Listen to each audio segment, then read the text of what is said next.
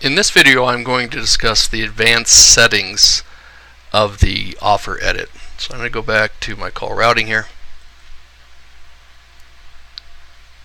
edit my student loan consolidation offer, and I'm just going to go ahead and jump down to the settings. Now, in this video, I'm only going to go over everything but the webhooks, because the webhooks are much more detailed. And I'll go over those in another video. So I'll discuss the options: callback behavior, the optimizer tokens, and post-call tokens. Under the options, real simple. Do you want to record calls, yes or no, for all buyers on this offer?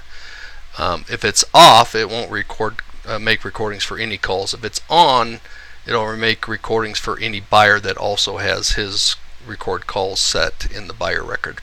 And then the time zone down here is so that the traffic source payout hours of operation, it tells it what time zone you're using there.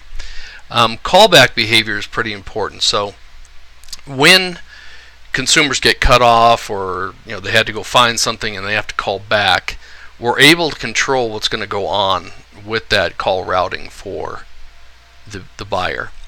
For the buyer. So what happens is I could have it set as handle all calls as new. And what that setting does is it says treat this caller like it's never called in before and has never gone to a buyer, and just whoever's next in line is going to get this call. So the next buyer in line is going to get a call. It'll also play all the IVRs again and everything, because we're not going to pick up the data from before because we're treating the call as new. Another way to handle things is to connect the call to a new buyer all the time. So if a caller calls in, gets disconnected, calls back, you force it to another buyer. This may be used for purposes of just maximizing your revenue, or perhaps you're trying to give the consumer a better chance of getting some help since they're calling back. But that's really depends on the offer and how you're going to set this. If you have it set to connect the call to a new buyer, you can click prevent dupes, so that if it's looped through all your buyers, you can tell the system not to send it to another buyer that's already seen that call within his dedupe period. This option here for ignore duplicate rules when the caller ID is anonymous, it really depends on the upstream provider you're getting the calls from. Some of the upstream providers send a lot of anonymous caller IDs. There's nothing you could do once the call's coming in, a bunch of them anonymous. Happens a lot with international calls. So on an international offer that's not US related, you may have to say treat all those anonymous calls as if they were all separate calls. The caller IDs different numbers. But anyway, the last option we have here is reconnect the call to the previous buyer. Now we're only going to do that if the consumer is calling back within this time frame. So maybe you just say really fast, or depending on the offer, maybe say if the same consumer is calling back for a week, I'm going to keep sending it back to the same buyer that took it so he can complete the sale. Again, really depends on the offer that you're running. And it will only do this for the selected buyers. So let me say I was going to say, this is the buyer I'm going to give the courtesy of callbacks, but no other buyer. If the consumer calls back and this buyer was the last one speaking to him, he'll get the call back. If he wasn't, if it was one of the other buyers, since that buyer's not listed here, he doesn't get the courtesy of getting calls back from consumers. So then what happens if the time frame is expired or the buyer's not listed here?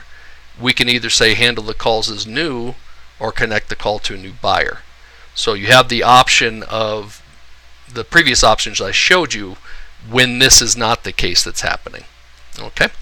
And then the optimizer tokens, when you put our script from each offer on the landing page to rotate numbers to optimize your offers, our system will automatically look in the URL of the landing page that has our script to look for these field names in the query fields of the URL and store them in these token names in TrackDrive. So these don't have to be the same.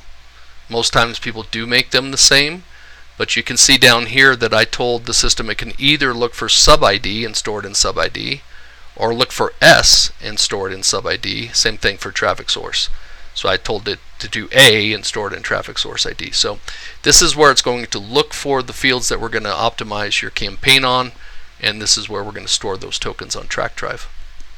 And then the post-call tokens, again, webhooks I'll do on another video. The post-call tokens are, and I filled these out first so you wouldn't have to watch me type clumsily, but after the call is done, you'll be able to view the call log, view an individual call, and make some post-call token comments about that. So I set this up to say student loan consolidation post-call consumer payment made, and SLC post-call consumer interest. We'll be able to drag these around at the time of the video. You couldn't organize in order. But I'm going to say in the system that I'm going to define in the call after it's made these selections, and I can say whether it's required or not.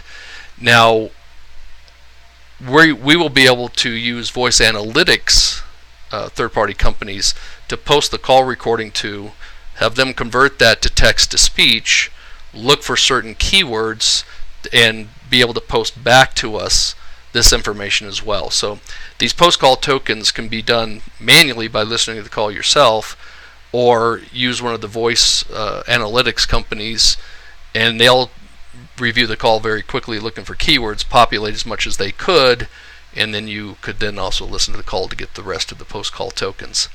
And that is everything on the advanced settings short of the webhooks.